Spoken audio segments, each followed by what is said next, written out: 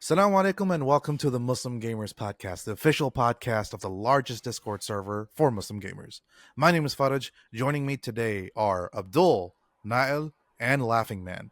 Assalamu Alaikum. Welcome, guys. Wa alaikum assalam. Welcome, Wa guys. alaikum assalam. If you haven't already done so, listeners, viewers, whoever you are, please go ahead and subscribe to us. If you're watching us on YouTube, make sure you hit that subscribe button. Or if it's your podcast platform of choice, which I like to listen to my podcast all on audio. Make sure you subscribe to us there so you get all of our latest episodes on there immediately as soon as they're available, and it would really help us out as well.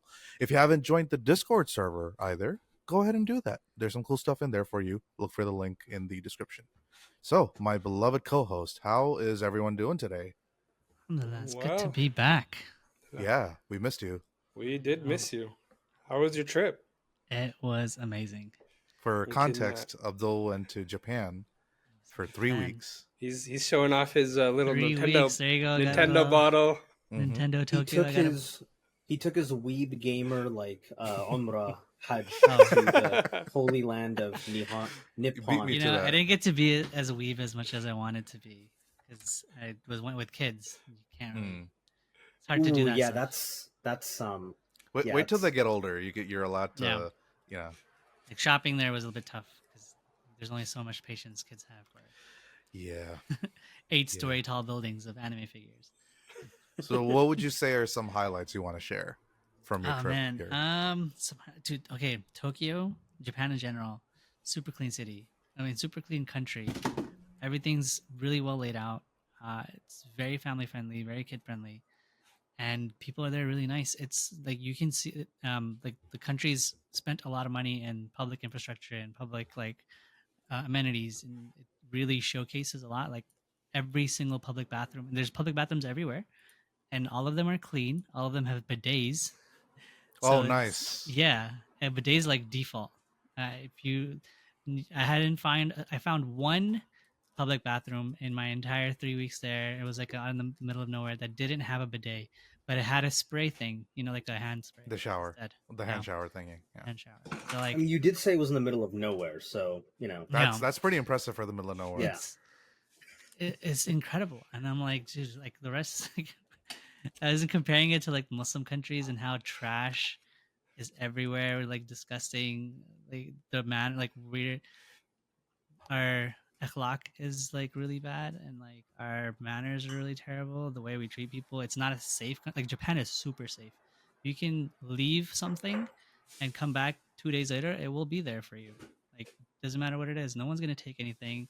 No one's gonna steal something for you. Like it's super safe. We had no worries, and it's like I was just thinking like, dude, there's no way I could do that in Pakistan. I like look away for 2 seconds, it's gone. You know.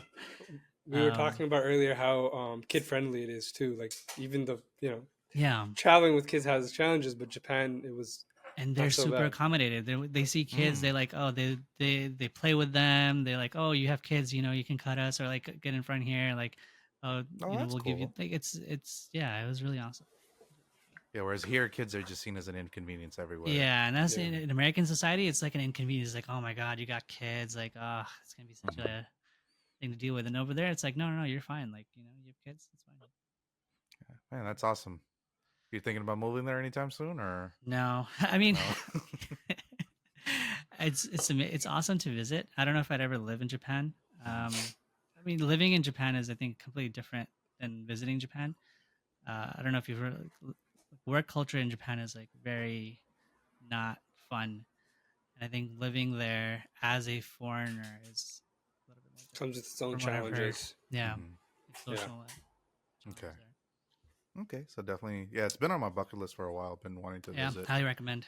Yeah. Inshallah, we all get to make that detailed 3-week itinerary for you. Inshallah. We all get to make our Japan Umrah one day, inshallah. So, one thing of curiosity with that, well, especially since you had kids, I know you have your Steam Deck and your Switch and other portable gaming things. Did you get a chance to play any of that, or? I took my Steam Deck. I didn't take the Switch because I was like, I'm probably only going to be able to play one or the other. So why carry the extra luggage? I did get to play my Steam Deck a little bit at night times, but we were out pretty much all day. we would come back like exhausted. So we're just like, all right, we're gonna go to sleep or I'll get like 30 minutes here and there. Okay. What did you play? Let's jump into the games we've been playing. So why don't you tell us a little bit what you've been playing? It's playing Dave the Diver. Oh, just Dave the Diver. Yeah, How far did you get? I don't even know where like how far it is. I'm like I have so many hours on that, but I just I don't want to spoil the game for folks because there's a huge like yeah I don't know if I can tell people where I'm at without chapter number spoiling the if you game. can remember the chapter number, because I want to say chapter 6 or 7 is the last chapter. Yeah, it's pretty short. Yeah, or it But can be pretty long if you want it to be. Yeah, I've been like taking my time with it, like grinding out the fish. And, I do think it's funny. You visited Japan and you're playing a game where a dude deep sea dives and then runs a sushi restaurant. Oh, dude, you want to know the game I played right after I came back from Japan? Let's hear it. I'm playing Ghost of Tsushima. Oh, nice. Perfect. Nice. Perfect timing. Yeah, it was amazing. I was like, I just came back from Japan. Let's put this in and go. Fire it up.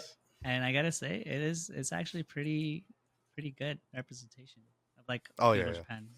Yeah, I remember when. Does it feel like when people play GTA 6 and then GTA 5 and then visit LA? Like I know these streets. Honestly, I had that experience last time I went to LA. Like I was with my brother-in-law who played that game heavily as well, and we're driving through Santa Monica, like past the pier. I was like, "Yo, I know the spot." That's kind of what happens with people who, because Ubisoft does a very good job of mapping historical sites. Their photographers are phenomenal. So there's a lot of people who are like, "Yo, I passed my history midterm because I played Assassin's Creed," or they go on vacation and they take like 1-to-1 photographs of like modern day. The 1-to-1 photographs are cool. Yeah. Nice. Okay, let's keep talking about games we've been playing. Laughing Man, why don't you tell us? Okay, so first I'll start with a game I finished last month, towards the end of last month. So, as you know, I'm the anything and everything cyberpunk, media, games, books, everything guy. So there is an indie cyberpunk game called Minds Beneath Us, made by a Taiwanese developer. It's a visual novel style game, pixel artwork, amazing, phenomenal music. This game is very short. It took me about 20 hours to complete. There are some choices you have to make as a character. And let's just say this indie cyberpunk game, visual novel, pixel graphics, beautiful music, art style, it is now in my top 5 favorite games of all time. Wow. It starts off as like a slice of life kind of cyberpunk dystopia, and then it goes full spy thriller. Wow. But it makes you think. Some of the decisions you have to make. How I know a game is good, like my top 5 games are games that have forced me to reflect on life, on society, morality, what it means to be human. What is my place in this world? How do we deal with, capitalism and stuff? It did that. Okay. So that's highly recommended. It's $20 on Steam. It has overwhelmingly positive reviews. And it's only been out for like about a month or so. 2 months, yeah. Yeah, there you go. So I played that. And then right now, because this month has been packed, I was going to play Final Fantasy 16 since it's out on Steam, and then Metaphor Fantagio, it's coming out this Friday. And then Rockstar goes, oh, hi there, hello, Red Dead Redemption. And then dude, I heard that. I was like, "What?" And then Bluebird goes, it's been a pretty badly kept secret. Hey, Halloween, have some Silent Hill 2 remake. But I unfortunately I have to ignore all of those because it's been 10 years and the veil has been torn. Yes. And I have to guard that veil.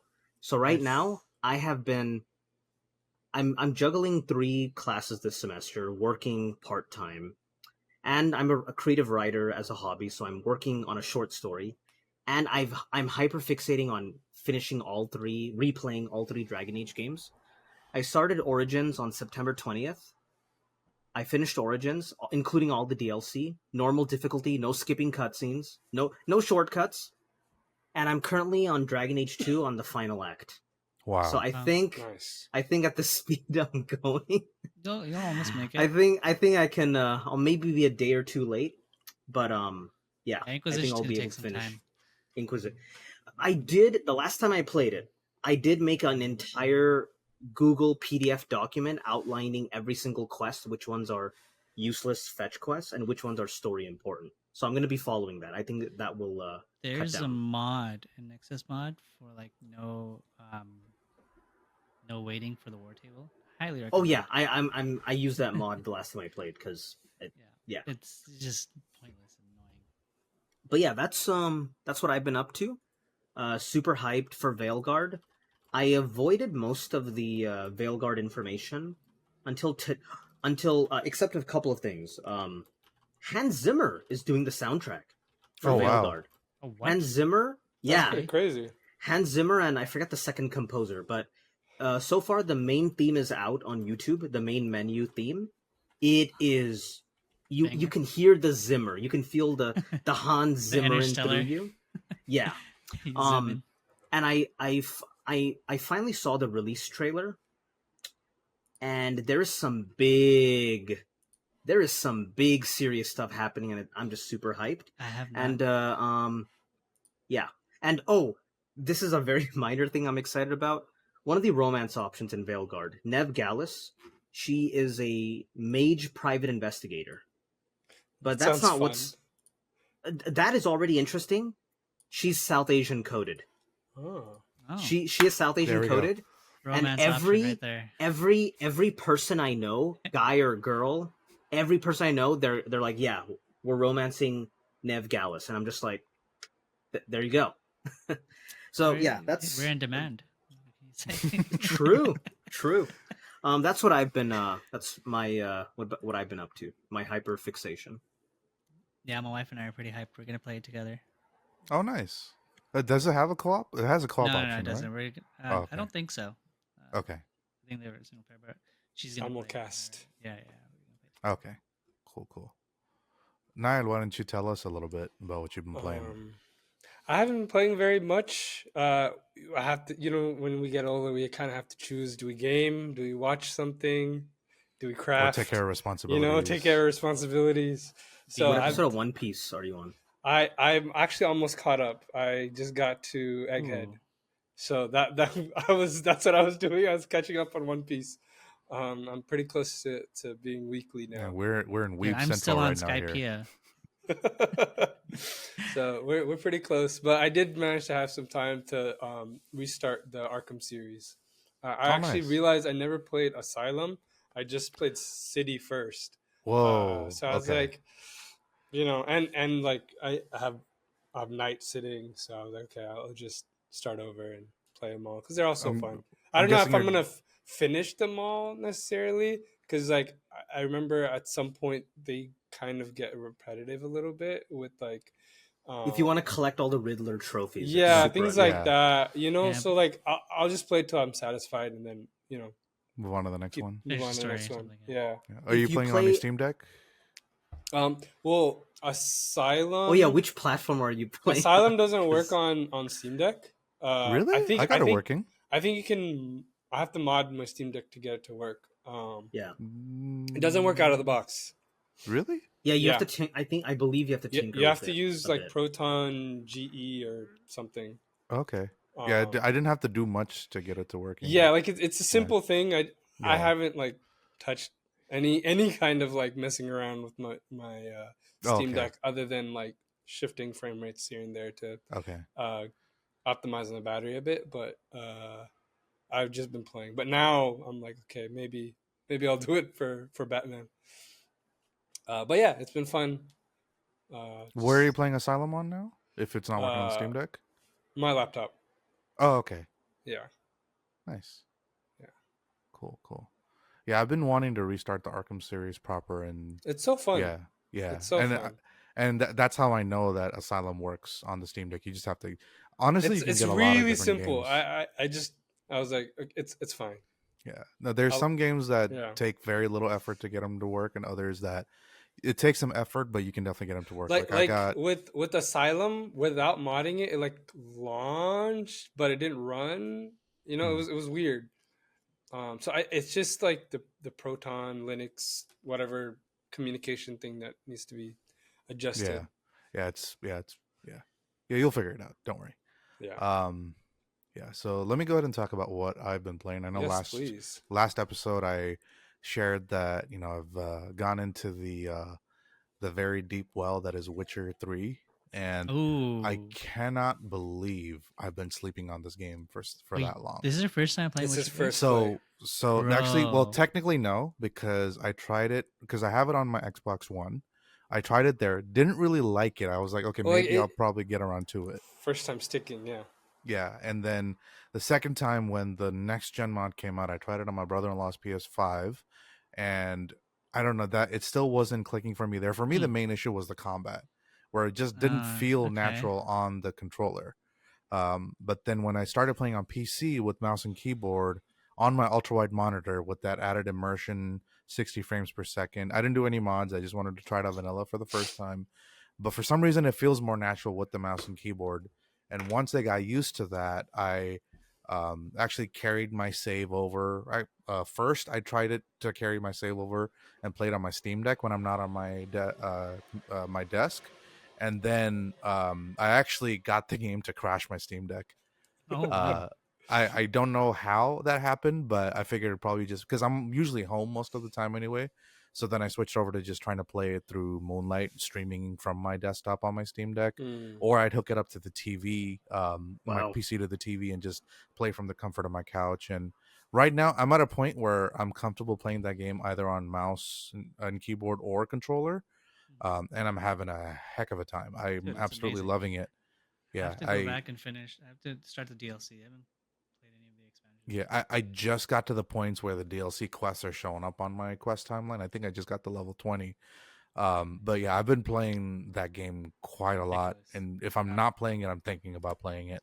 And if I'm watching something, I end up watching the Witcher show, which not a lot of things are lining up there, but I'm enjoying it. I'm enjoying my time. I just finished season 1.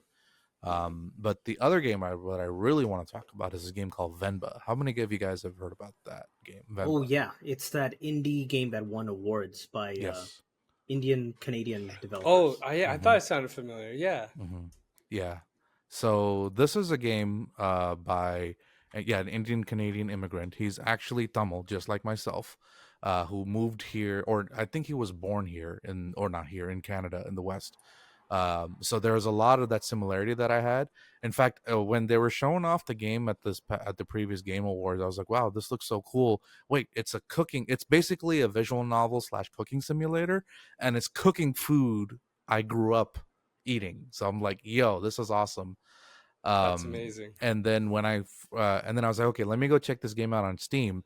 The title card for the game first shows up in Tamil itself, and I can read Tamil. So I was like, we Tamil people are not represented well enough in media, or not represented enough in media. So I'm like, yeah, I have to get this. I played through it, and I don't want to spoil anything about the story, but the ending had me in tears. In fact, it wasn't just the ending; it was many parts of it. This is where I get a little bit personal. My mom passed away about 14 years ago. And the Venba is the name of the name of the main character, who is a mom who is struggling or going through struggles, trying to maintain her cultural identity while also raising her child, and dealing with all of these different things. And the main way they kind of keep in touch with their culture is with the food, and just seeing all that. And also, this isn't really a spoiler alert, but it's a great incentive to actually get through the game. Once you beat the game, you unlock all the recipes, and you can actually use those recipes to cook. That's so fun. Yeah. There was actually even a part where you have to play as a son. That minor spoiler. You have to play as a son that's grown up, and has to use the mom's recipe book to cook. But she's only written it in Tamil. But guess what? I can read Tamil, so it was kind of cheating for me. So yeah. Is it does it have like aspects of like language. Like, remember there was that game that was going around about learning languages. I think we talked about it. I don't think we have. But does it have an aspect of that where like you learn the language as you're playing? Not really. Okay. The main. It's narrative mainly. It's a narrative mainly. When the characters are speaking in Tamil, it's translated into English, and it's shown as like talking bubbles or talking balloons with yellow text, and if they're speaking in English, it's in white text. So that's how you can kind of like. I didn't get it at first, but the more I played, that's what I was like, okay.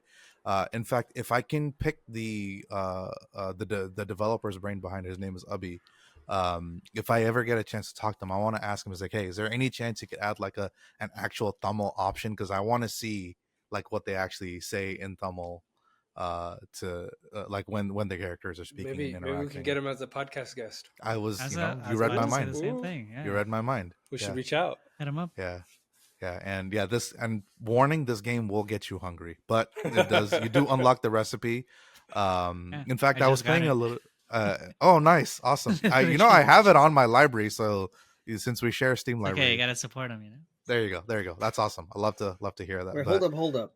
So the pile of shame with the Steam family share, it becomes a collective. Oh no, bro, it's so bad. I couldn't finish my pile of shame, sir. So we just quadrupled it for me. This game will probably only take you 2 hours to get through, so don't worry.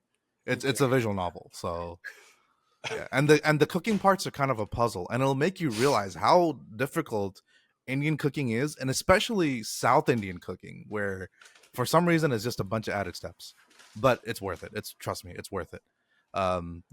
If I look more round now compared to before I was married, it's because my wife is also South Indian and can cook really well. So yeah, alhamdulillah. Anyways, that's enough of me talking about and gushing about Venba, which I'm finally glad to see some Tamil representation in video games.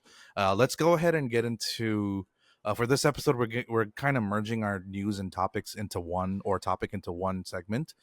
So let's go ahead and jump right into that. Would you guys mind if I go first, because it's something that people have been talking about for a while? Take it away. It's. What if I say no?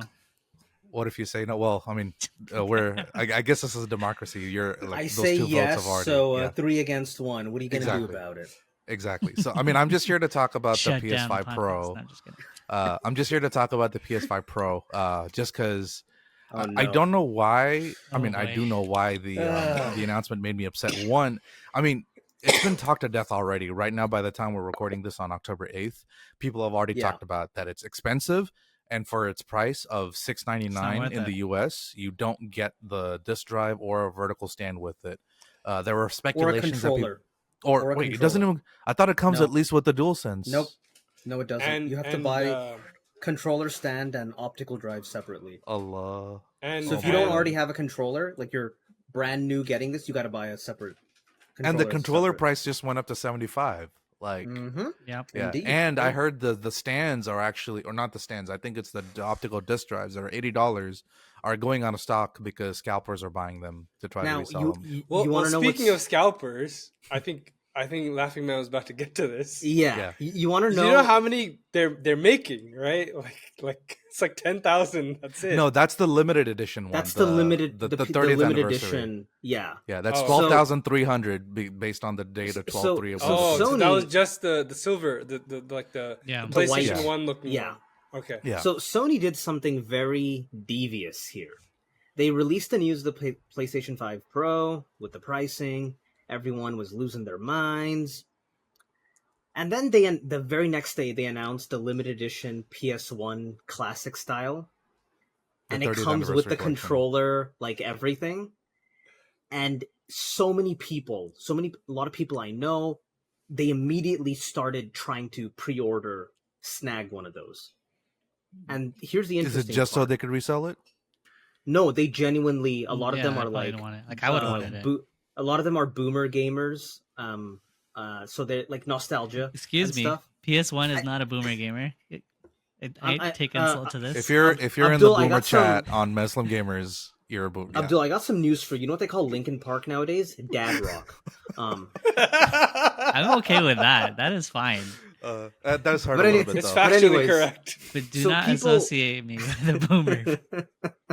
So many people, you know what, boomer's a mindset, but so many people tried to snag that limited edition, and they failed. No. A lot of them failed. So you know what they did? They're like, fine, I'll get the basic PS5 Pro, and that's how Sony devious marketing, like, get people pissed off, then Consolation get them in with the prize. nostalgia, and then it's like, oh, you couldn't get the nostalgia, but hey, you can still get the base PS5 Pro, and the people are like, fine, I'll settle for it. And The that's how extra they, 42% graphics that you can barely tell are better. So okay, I'm Yeah, kind of that neutral. showcase was pretty bad. I'm kind of neutral about the performance thing because hey, I'm a PC gamer. We win at the end of the day, especially nowadays. But Digital Foundry, they've done some really good, showcasing videos into this. PSSR, which is now Sony's proprietary upscaling tech. That's That's a the very difference. unfortunate better- acronym, by the way. PSSR. When you try to say it out. Oh no. Or maybe they knew what they were doing, and again, marketing ploy. But this is apparently better than what is it? What are we on? FSR 3 right now with AMD. It's better than FSR 3. So whatever's the top tier AMD card right now, PSSR is better. Its upscaling is better than AMD's. However, it's not at the level of DLSS, which is Nvidia's upscaling. But I think that's pretty impressive. I think that's kind of impressive. Yeah, Now, that's gonna be the game price-wise- changer. I don't know if it's worth Yeah. an extra $400. I mean, apparently, That's what I'm thinking. again, according to Digital Foundry, they're getting what Jedi Survivor, which chugged on every platform, including consoles, Last of Us, and a bunch of other games. They're getting them running at like native 60 with like on fidelity mode and stuff. So I think that's kind of impressive. My only thing is like, took you long enough. Kept But you for waiting, people who for people who have the money to spend. Now, the downside here is that if this is going to be the PS5 Pro, does that mean the PS6 is going to be like $800? Like No, seven? I don't Is think it like so. a normalization? 'Cause, See like, that's the part that's the that concern. that upset. The pricing is really what upsets me, is because when the PS4 Pro came out, Yeah. because the PS4 originally when announced Well, if you guys was remember- 400, and then the PS4 Pro when that was announced, that was going to be 400. Then the slim version is going to be a cheaper 300. right. Right. But that's not what happened here. The PS5 is still at $499. The PS5 digital is $449. Without the disc drive. The disc drive is $80. The stand is $30, and a controller is $75 right now. It's just like I've had plans to possibly get a PS5 for myself this year, but seeing this, like, oh, they're just it's seen as okay. It's an enthusiast device, but for Yes. like when you're expecting a consumer to pay extra for that enthusiast device, at least throw in a stand or a controller. At least throw in a controller. Like, Yeah. They're that's going full my big Apple. one. You gotta Yeah. pay for the stand. Yeah, so that's where I'm like, I'm at a point where it's like I don't even want to No support controller Sony. is insane. No controller is pretty insane. The Yeah. stand, I didn't know about the whatever, no controller part until That is you pretty guys insane. The mentioned stand that. part, That's- I feel like, I mean, you don't really need the stand. It can Right. function without the You stand. can live without a stand, but Right. no The optical controller drive- No is controller is pretty big. absolutely The no insane. controller part is, yeah. Yeah.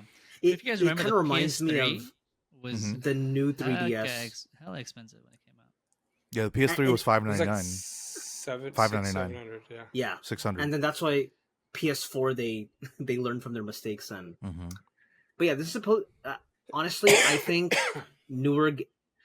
The other thing I've heard is that... I think they have demand, but the demand isn't real. It's just scalpers. No, there's some real demand No. because No, there is... So, I've seen real I think demand. The thing is, Well, I no, think no, what like they're they anticipating- were not able to sell or produce fast enough to meet demand, so the scalpers stepped in. So there's clamoring for more PlayStations, right? because people weren't able to get their hands on them fast enough. Now, if Sony is able to make and meet demand, but you're selling $800 devices, $900 devices once you get everything, are as many people going to be buying it or not? I say so you would be surprised. A lot of because here's the thing, we're at PS5 Pro. How many years till the PlayStation 6? Probably another 2 or 3 years. Exactly. You're gonna pay $1,000 on an entertainment device when the next one's around the corner. In 2 or 3 years, well, that's the thing. In 2 or 3 years, is Xbox still gonna be around? That's another thing. So Xbox will be around, they're going to be the monopoly. Hardware-wise. Yeah, maybe not hardware. Yeah, they'll be around, but like Xbox hardware is not going to be there. If it is, it's going to be very bare bones. So I think Sony's looking at this to be like, they're going to be monopolizing console for the next generation onwards. That's true. Nintendo's on its own. Nintendo doesn't really compete with the PlayStation. Right. I mean, they're kind of on their own right now, because when you think about it, the Xbox Series X or S is not really an alternative that people would consider. I would say Nintendo's new competitor, unless you want to play Starfield or something. I would say Nintendo's new competitor are like the handheld devices that are starting to drop in price, like Steam Deck and. I disagree. Not just on IP. Like I'm saying, like if someone form factor wise, if someone is making just a decision on that. I'm gonna laugh on this one. I disagree. I still disagree, because a person so the people who play Nintendo games, I have a lot of friends. It's a niche. Yeah, they only stick to usually Nintendo games. So like the new Zelda. They don't always. They don't usually. You're saying they don't usually. They don't care about form carry factor. over on PC gamers. Whatever form factor the next Switch would have. I mean, we already know. The only people who are buying Steam Decks and the new ROG Ally X. The only Ally X. The only people who are buying that are PC enthusiasts. Yeah. I've never heard of a single person who mainly plays Switch games who's like, because what if they buy the Steam Deck and the ROG Ally X? They can't play Super Mario Odyssey or Breath of the Wild. Now you might be thinking, allegedly you could, run, but even that's all been shut down, including including the other alternative, Ryu got shut down. Yeah, they got shut down officially. Jin Sakai killed Ryu, if you catch my drift. I know they're officially shut down. I'm still saying it's possible. Wait, who's officially shut down? So you know that emulator, that Switch emulator. Ryujinx. Okay. Yeah, it got shut down. Yeah, I know about that. Yep. Okay. When you said Ryu, I thought I was trying to be vague. I was like, Ryu got killed by Jin. It's okay. We can say Ryujinx. It's fine. We can say Ryujinx. We can say Yuzu. We can mention those names. It's not like allegedly. Yeah. But interestingly, if you look at the Muslim Gamers podcast is not associated or not relevant and not receiving funds from any of these companies. We're not associated with them. Please, Nintendo, don't sue us. Please defer to Abdul's giant Nintendo cylinder there. We're all. I think. Do we all own Switches? We're all Switch guys. We're all Nintendo guys.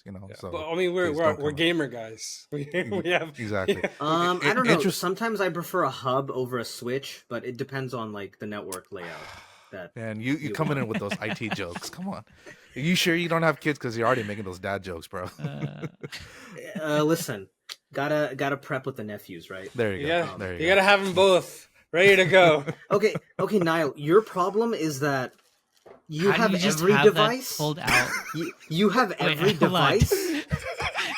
This man just has a Switch and a box next to him. Yeah. This is gonna make for a really good short clip. Listen, hold on, Nael. See, people already have decision paralysis with like, oh man, there's so many amazing games. Which one do I play? Right. Your problem is which one do I play, and then which device do I run it? It's a privilege to have this problem. Alhamdulillah. What level of a network do you want to have? I will. Are you drinking like blood? Like what's? It's I don't know. Health potion, bro. Health potion's red. It looks like apple juice. It's primarily cranberry. I don't know what else is in it. Oh, cranberry. I was close. I was close. I'll mention wife one handed last it thing to and then we me. got to move on. I'll mention Yeah. one last thing and we got to move on. So interestingly, if you guys look at the Steam Deck subreddit, you'll see quite a few posts of people saying, "Hey guys, I just sold my PS5 and bought a Steam Deck and said I'm loving this so much." Like it's Yeah, you'll but be that's surprised. again very I think very minority. I'm gonna be the heel here. I think that's a terrible decision, and here's why. Steam Deck, it can run a lot of things. The whole point is portability. But like, okay, let's take Baldur's Gate 3. You could play Baldur's Gate 3 on the PS5, 60 frames, smooth as hell. On the Steam Deck, it is locked to 30 frames and it still chugs. It's very laggy. Now some people don't care because they're like, hey, I get to play Baldur's Gate 3 on the go. Right. So if that's what you care about, if you just care about like portability and I get to play everything, sure. But I still feel like the PS5, like, keep the PS5. No, you can't. No, see, you can't obviously compare both of those as being at the same level. But I'm talking about there are gamers who, they're making a conscious decision that, for maybe whatever reason, like one friend actually shared a reason with me where he's like, I don't get a chance. Like I'm either too tired to sit in front of my PS5 and play. I just want to relax somewhere and not be tied down to a big screen to be able to play my PS5. Like a lot of people sharing on the Steam Deck subreddit, they're sharing at the different places so portability is definitely, like, especially now that it's being presented as an option, that the Steam Deck might not be as powerful as a PS5, but it's still powerful. Like it's still powerful enough to play a lot of games. You can still play your games. You don't have to like wait. Exactly. And you don't have for those people, because you mentioned your friend, he had a PS5, but long day of work. If he sits on a couch, he falls asleep. Get a PlayStation Portal. He was thinking about getting a Portal, and I just don't think the Portal is a wise purchase for $200. $200 for just the thing that all it does is streaming. I just can't. Yeah, but I mean, it's been a success. Yeah, I know a lot of people. Yeah, I have plenty. I know plenty of friends who've bought a Portal, and if you have decent internet, you could be in a different state and you could stream your PS5 with like barely any latency and stuff. But you still have to buy a PS5. Yeah, it doesn't you still have to have your work on PS5 its own. Exactly. Mm-hmm. Yeah, but it's a companion app. It's not. It's right. Yeah, it's like a device. I'm like let's say Abdul had a PS5 and now he's on his trip to Japan. He takes his PlayStation Portal with him and plays. I don't know what PlayStation 5 exclusive would you play? Last of Us, Final Fantasy, maybe? Astrobot. Yeah, there you go. Yeah, he could have tried to platinum Astrobot through those annoying puzzles that are apparently harder than Elden Ring. Yeah, it's gonna be interesting. The next generation of consoles. No, Sony's one of the big reasons Sony's able to get away with that level of high pricing is just because for what they're doing in the console space, they don't really have competition anymore. And I mean, it is clear. Like Xbox is pulling out. They're going all in on the software and cloud. Yeah. Cloud. That's what I mean. Yeah, cloud software. Right. Yeah.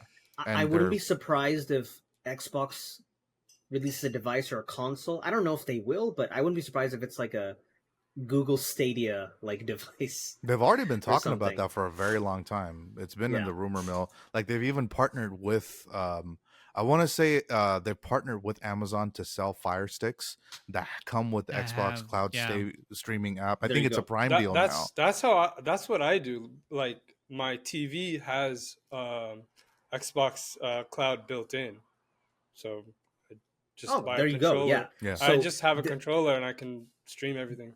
They're just gonna have other people do the hardware, and they're just gonna you just download the Xbox app, and then bam, you stream your library. Yeah. There's been rumors. These are complete rumors. There's no base. It's just speculation. Maybe wants an Xbox handheld device. So that also goes with the cloud thing. Right. You just Isn't that just a laptop, guys? Just bring back the Windows 11 phone. No, I mean Phil Spencer himself has said how much he loves his Steam Deck. So yeah, he has.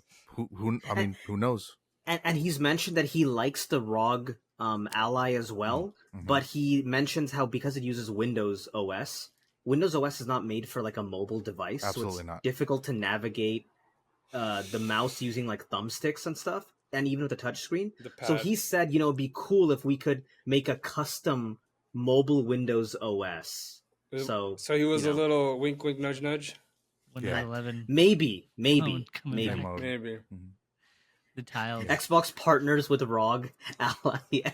I mean, they already are Ally partnered Xbox. with. They're already partnering with selling those or including those Game Pass your trials in there. But we've spent a lot more time on this topic than I thought we would. So that's okay. I know we have a few more things to talk about. So let's go ahead and you know what? I am going to throw the stick over to Nael. Why don't we talk about? I'll go quick because there's two small things. A lot of you might have heard California passed a law about like digital stores. So a lot of digital stores, rather than you like owning the thing that you've purchased, like a game, for example, you don't actually own the rights to the game. You just own a license to use the game. So that license can expire whenever. So the California law states that these stores can't use the word buy or purchase because that's confusing. You're just licensing the game to yourself. So they have to change that language around that to make it more clear. And in that vein, there was another bit of news where I think it was like 20 EU countries or so are calling to ban like virtual currencies, or at least show games like with the actual currency translates to in real currency, in hard cash, real dollars, right? No so more like V-Bucks. Instead of showing like, oh, this is worth 200 V-Bucks, it has to show this is actually worth 200 V-Bucks, aka $2 or whatever. Mm-hmm. I think that's great. Yeah, I think both of those things kind of go hand in hand. The first thing I don't think is really, it doesn't really change anything. It doesn't change anything, but it also, I think, puts these companies on a bit of a back foot, because you see how in just this last year, how many games were like removed from people's libraries, or like things were changed, so like the rights of consumers are being protected. Game preservation has always been a problem. Just FYI, 200 V-Bucks is $1.60. I looked it up. Inflation. Did it used to be cheaper or something? I don't know. Yeah, we'll see. Was it the Ubisoft CEO? Yeah, people don't want to own games anymore. It's a Ubisoft head of subscriptions or something like that. It's a dude whose job is basically to get people to keep paying money. Yeah. And he's literally said something like people should stop getting used to the idea of owning their games anymore. That's what kind of prompted this conversation. I mean, honestly, when you think about any digital content that we consume, how much of it do we actually own? Like, even like, I mean, look at it now. Like, all of our libraries are digital now, right? Like, who's going out to buy physical CDs anymore for games? Yeah, especially, I mean, for PC, physical has not been a thing for a very long time. I mean, our computers aren't sold. Our computers aren't sold with optical drives anymore. You have to like go out of your way to find. You got to go on a shady part of eBay to a retro vendor to get like an optical drive. I mean, they still make some new ones, but they're not. Oh yeah, that's true. You can get the USB ones. It doesn't fit the RGB aesthetic anymore. I'm sure you could mod that into it. But my notes in my notes for news, it just says Ubisoft ? Because Ubisoft has just been in the news for so many things the last month. Oh man, including what Abdul just mentioned. It's kind of a mess. And then with the talk that Tencent might be buying like a large part of its share. Honestly, that might be a good thing. Ubisoft's right now. A real quick rant. There's a lot of people who are like, "Oh, I'm not going to play this game." Why? The developer, Tencent, has a part of the share. So Tencent is a Chinese conglomerate, and they have a bunch of they own a bunch of shares in a bunch of different gaming companies: Riot Games, Epic, Larian Studios, the people who made Baldur's Gate, etc. Now, I remember on Discord once, I had someone was like, nope, I'm not going to play that. The company partially owned by Tencent, and, Tencent equals CCP, Chinese Communist Party. And I was like, sir, you're on Discord. Discord shares are also partially owned by Tencent.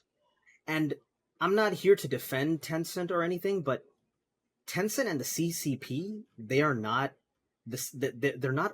aligned. If anything, the Chinese Communist Party in recent years has been trying to crack down on gaming, and they've actually come after Tencent, trying to like put restrictions on Tencent. And why is the CCP cracking down on gaming? Because they don't. Chinese men need to be more masculine and manly and strong, and gaming is kind of getting in the way of that, and they're afraid that young kids are they're worried their single men are just gaming and not going out. Yeah, China has a problem having more males than females, and yeah, it's a huge social issue. But that's a whole other can of worms. But yeah, Tencent, I actually agree with Abdul here. I think Tencent owning some shares might stabilize them a little bit. AC Shadows got delayed. Maybe some innovation finally. Well, Tencent is hands off. They don't really tell. Yeah, they're a venture company. They're holding company. Tencent just wants to have hands in every pie because they want to make profits. Right. They don't tell Riot Games, yes, the next character must be a pretty, effeminate-looking Asian boy. They don't tell Riot Games do that because hey, that's popular in the Chinese market. They're very hands-off. They just invest and, Yeah, that's true. Well, I didn't know that. They own 84% of Supercell. Yeah. They own a lot. Yeah. They have shares in They have shares in BYD. Yeah. The car company that all the American manufacturers are afraid of. They're not limited to just gaming. They're huge. They're massive. Yeah. It's like BlackRock, but for China. Yes. Oh, wow. That's the perfect way to put it. Maybe not as actually I don't trust any big companies. They all have skeletons in their closet. Well, all they're going to care about is profit, for sure. Tencent. Yeah, they're not going to come in. They're not going to come in and tell Ubisoft hey, if you set an AC game set in China, no anti, you can't do they're not going to do that. They've never done that. Again, they're just here to make profits and stuff. Yeah, I mean, but to put it one way.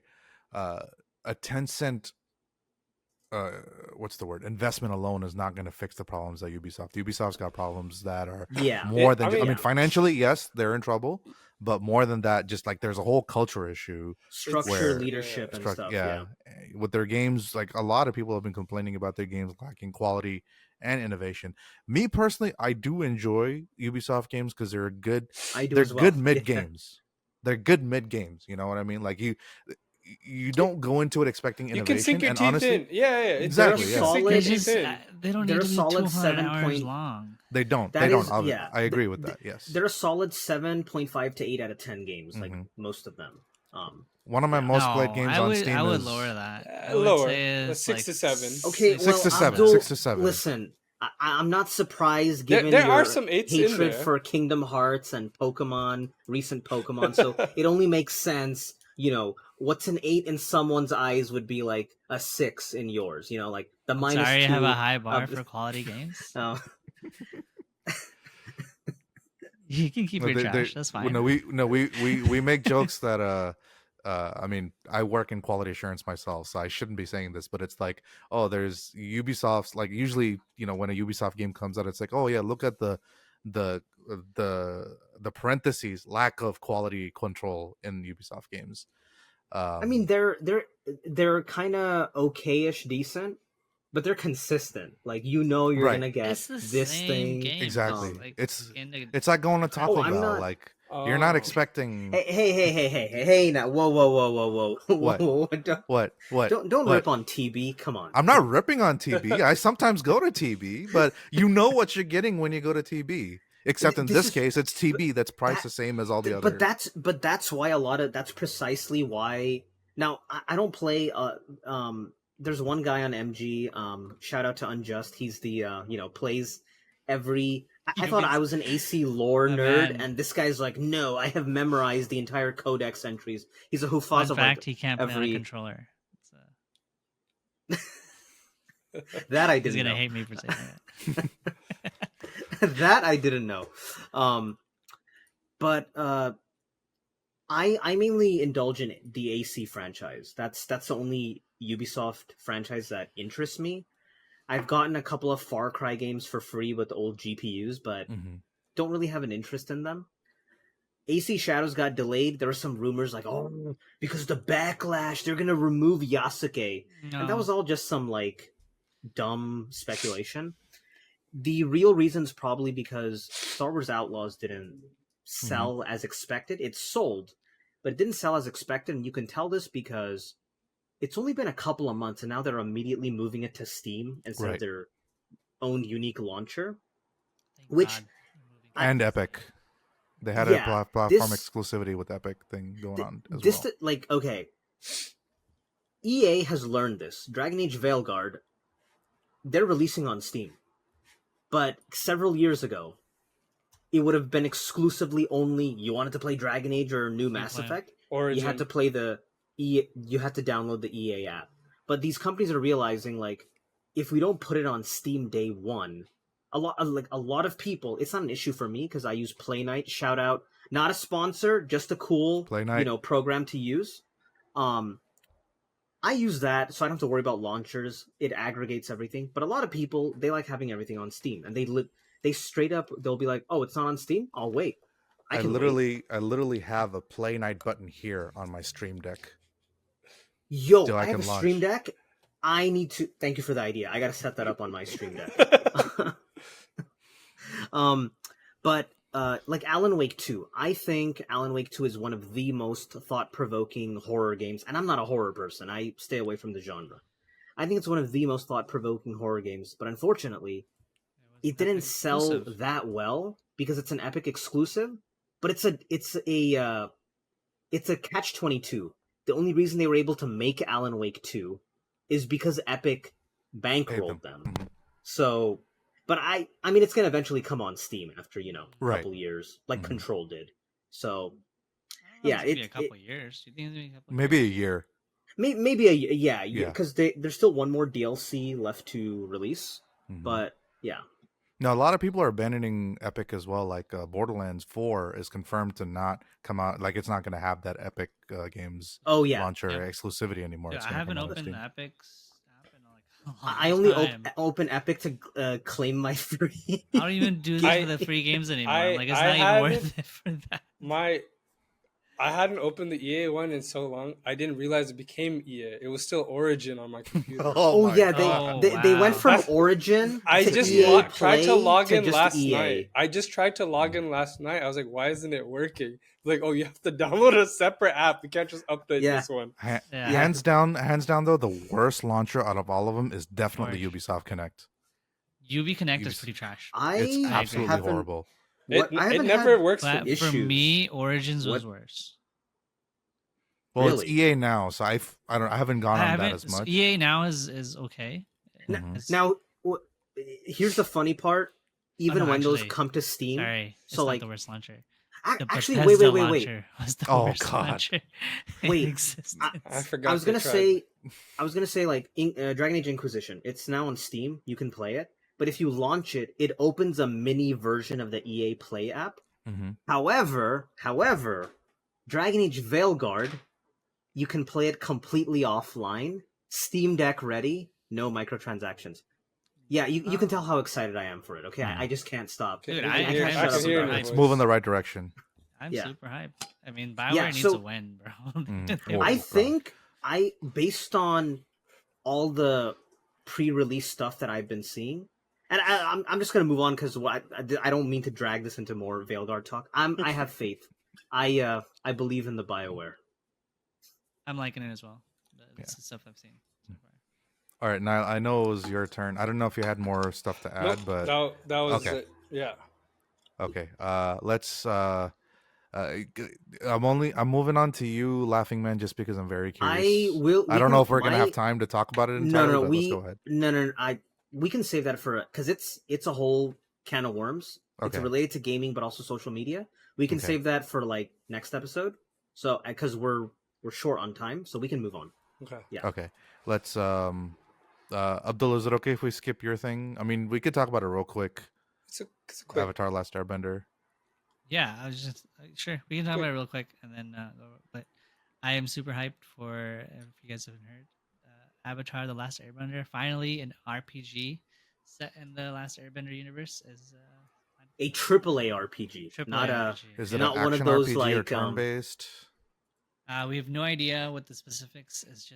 Just a teaser announcement. Just a teaser so far, but that is really something that every Avatar: The Last Airbender fan has asked for like ages. There have been Avatar video games, but they're like, you know, those old PS2, like a movie comes out and they do a tie-in video game, and it's like really mediocre, maybe worse than mediocre. That's what the Avatar video games have been. No, like. there was even a Legend of Korra game made by the don't remind me. by Platinum Games, which they made games like Metal Gear God, Rising and Bayonetta, yeah. but Astral then they had to Chain. get their B team or their C team or D team to make the Legend of Korra game, which their F team, sure.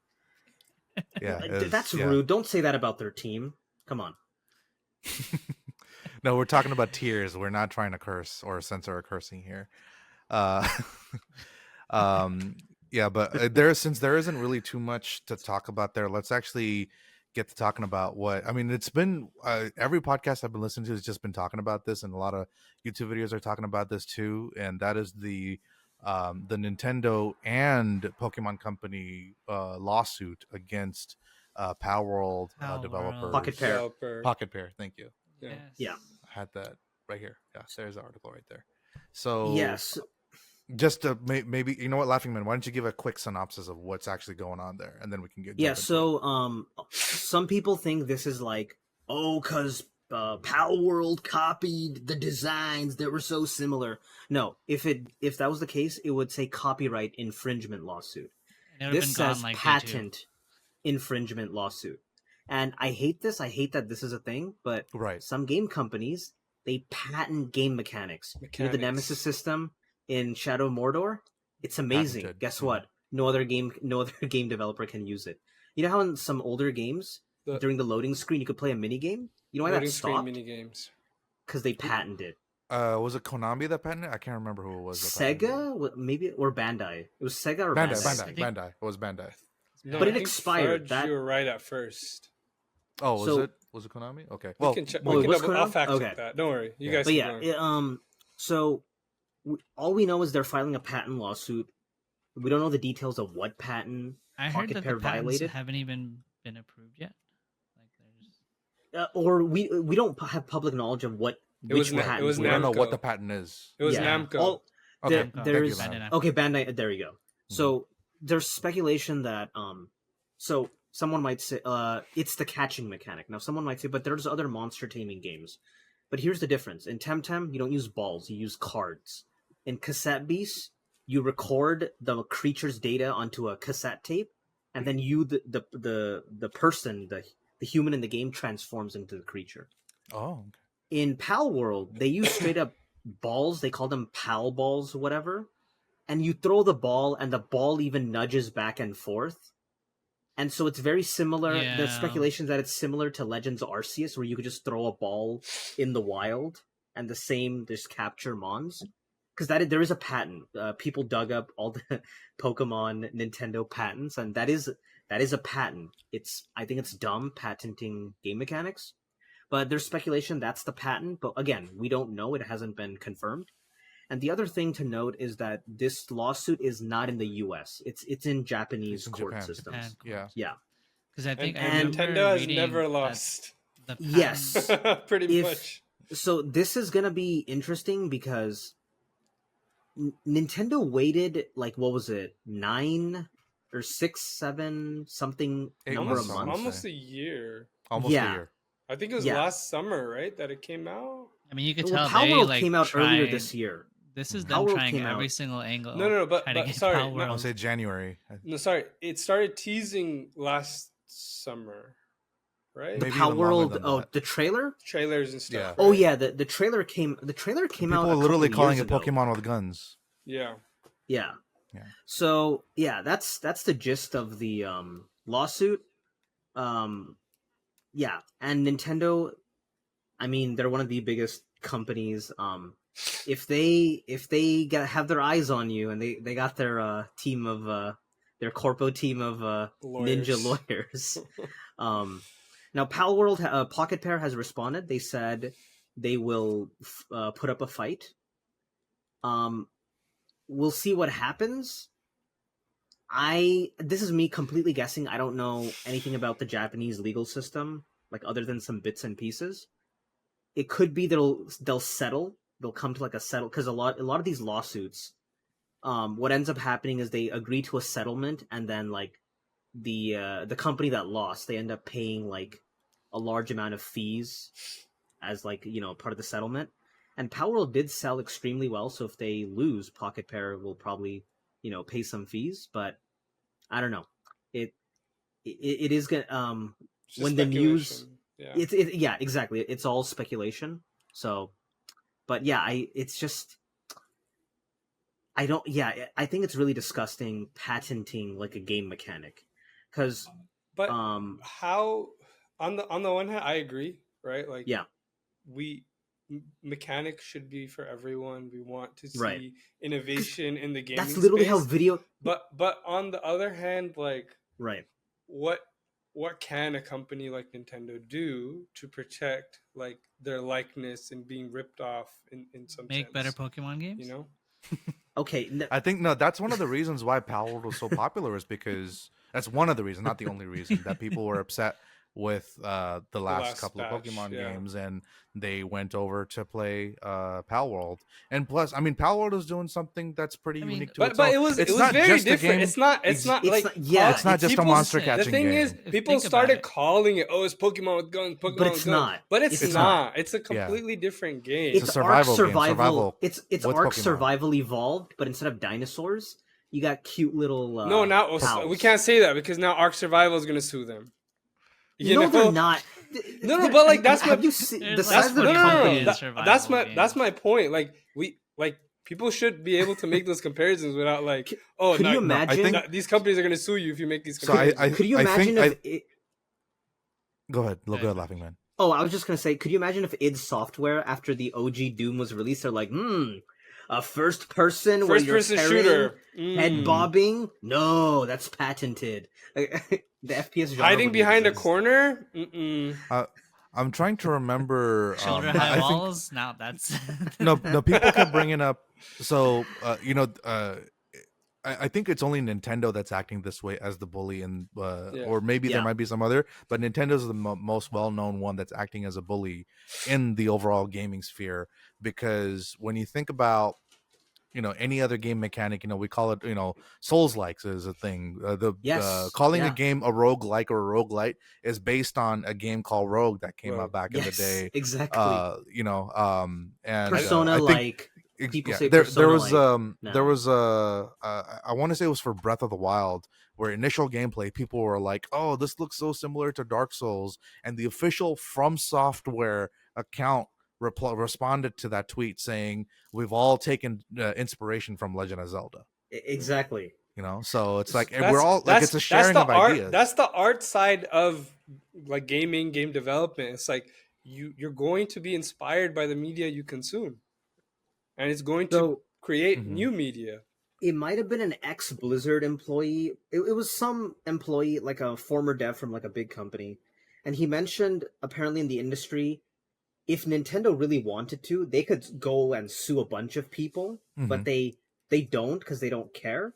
And it's possible Palworld, it got that level of attention. And if you remember, immediately after it was released, some people made this Ash Ketchum Pokemon mod, right? And that mod got immediately shut down. It got immediately shut down. So I think if Palworld was like a niche little thing, like, yo, this new survival thing came out, Nintendo wouldn't care, because like, yo, it's not part of their attention. If you look at Pocket Pair's previous work, if you look at the other stuff they've made, what's the Craftopia? Craftopia opening scene, I'm like, is this Breath of the Wild? Literally a shirtless little dude walks out of a cave and you get a camera pan of the land? Excuse me? And then this other game they're working on, it straight up looks like, sorry to mention this game, it might trigger a lot of people, Hollow Knight. I know. Let's all put on our clown makeup. They're making this 2D platform-like thing. It straight up looks like Hollow Knight. So Pocket Pair, they just straight up, they're like, oh, that looks interesting. Let's, do a spin of that style. But they've been a niche developer. They've made stuff for years. But now they got... Palworld broke records. It surpassed PUBG. It's the third most played concurrent game on Steam. So that caught Nintendo's attention. Anymore. Not anymore? Oh, did Black Myth Wukong overthrow them? I don't. I thought it would go through them. It fell off. But anyways, my point being, it drew an audience. Got attention. Yeah. Yes. And had But let's say it was like a niche. In my opinion, it didn't draw attention because it was like Pokemon. It drew attention because it was a great standalone game. Right. Oh yeah, it's again. If you notice a trend nowadays, each month there's a new flavor of the month. You know what's the current one right now? Throne and Liberty. It's a new survival MMO or something. Free to play. Palworld's number 3, Black Myth Wukong number 2, and then PUBG's number 1. Okay, so Black Myth Wukong did overtake it. Yeah. But it's still up there. Even all it is even impressive. All these months later, yeah. Yeah. Well, this is like top records. Right now, Palworld is not top 25.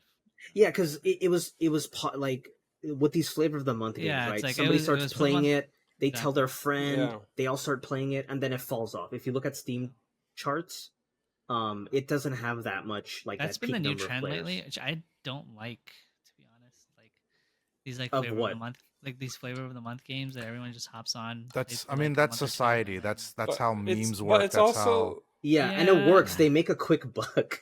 It's also because these aren't. Why do you think they're all free to play MMO survival stuff? No, I mean I'm talking like Helldivers 2. Was another. There's still a healthy community around Helldivers 2. It's dived. What's the current? There's Once Human, and what's that other vampire Diablo like survival thing? What was it? I can't remember the name.